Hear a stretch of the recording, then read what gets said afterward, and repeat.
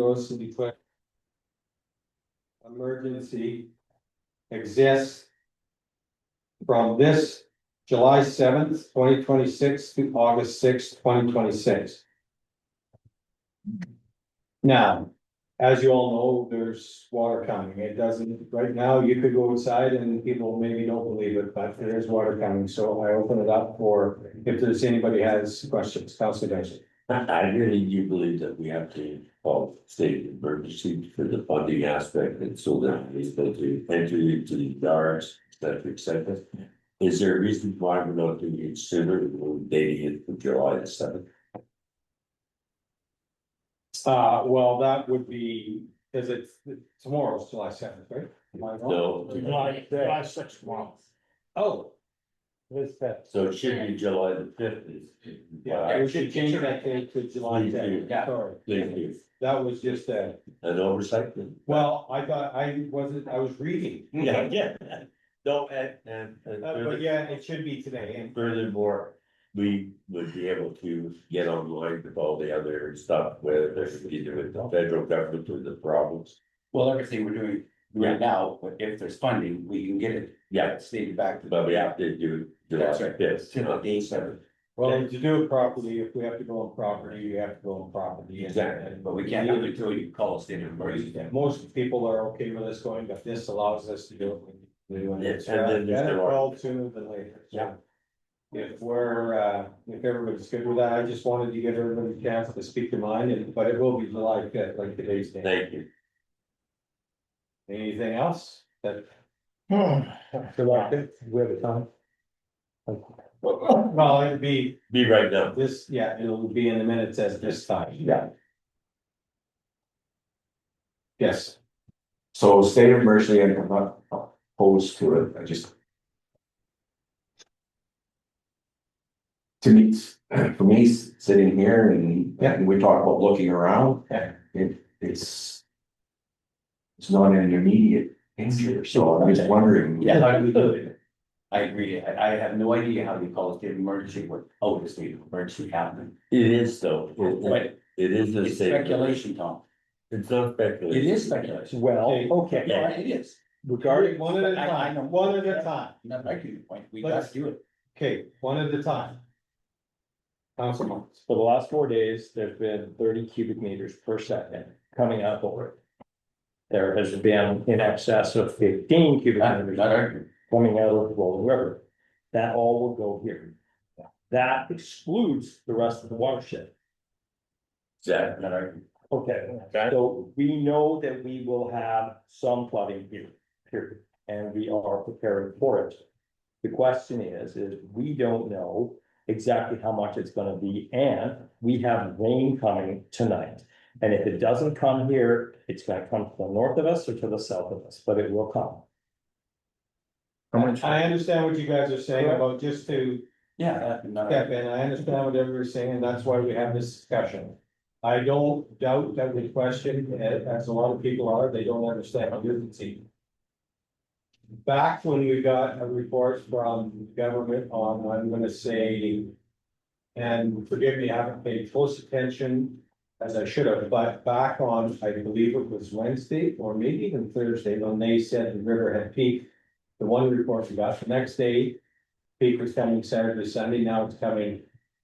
Within 3 days, we know that there's more coming, and if they make us pull another log. And all that water coming, we had better have the sandbags in place, and to me. And the local state of emergency gives us the powers to do that. Remember, we don't have to do it, we don't have to, and we can. And the state of emergency when we want, right, Danielle?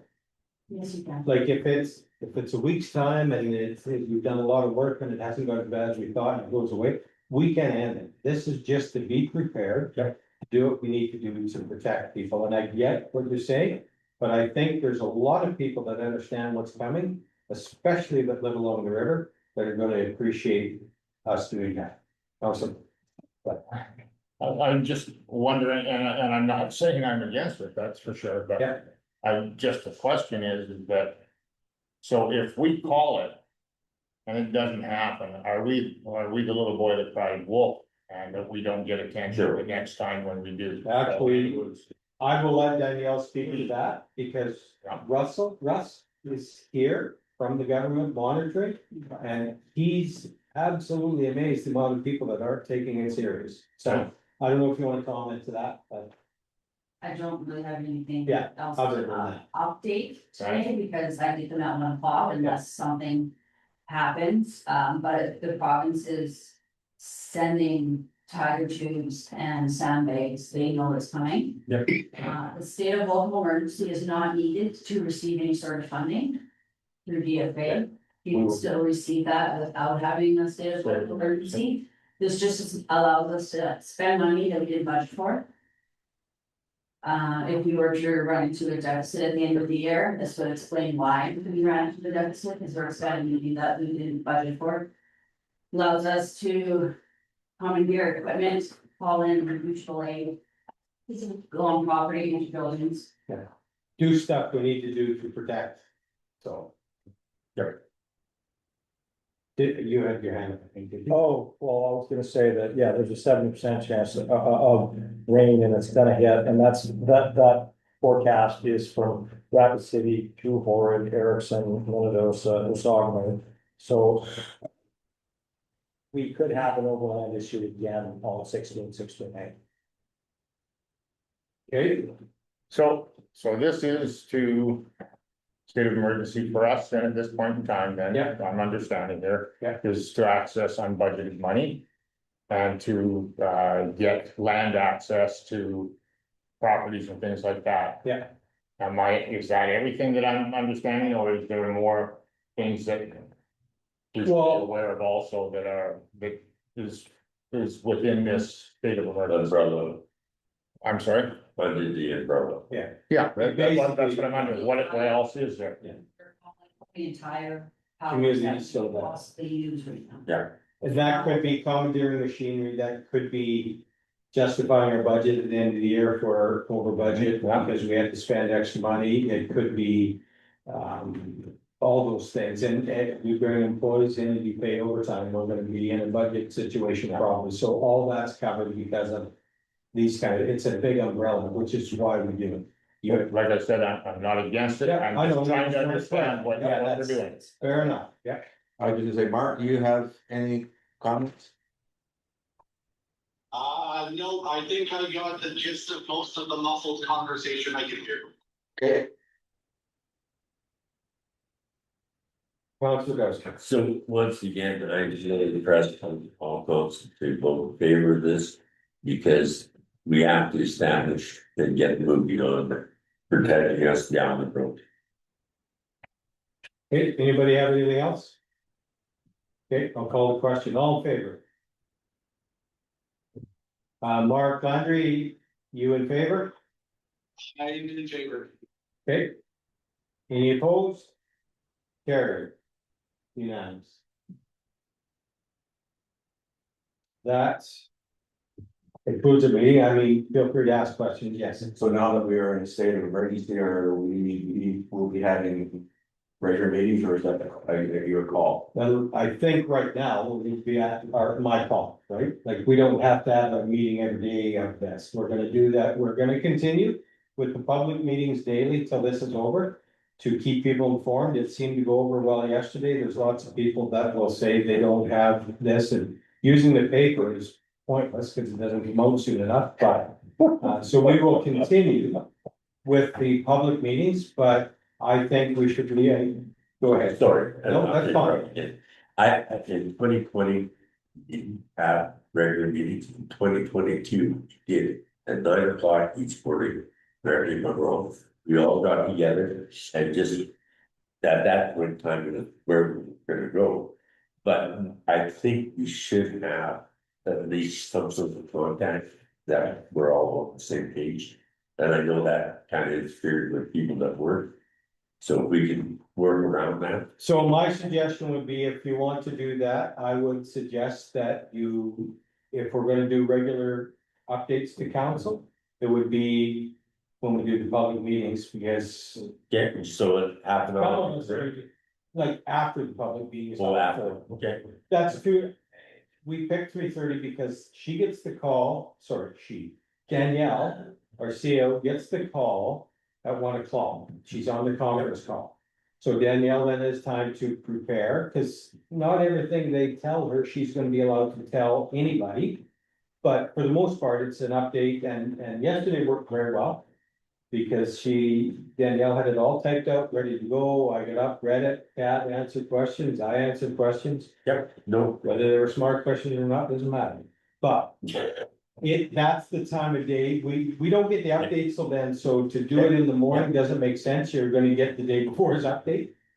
and what happened before is was that we were going out to the areas, we're not doing that.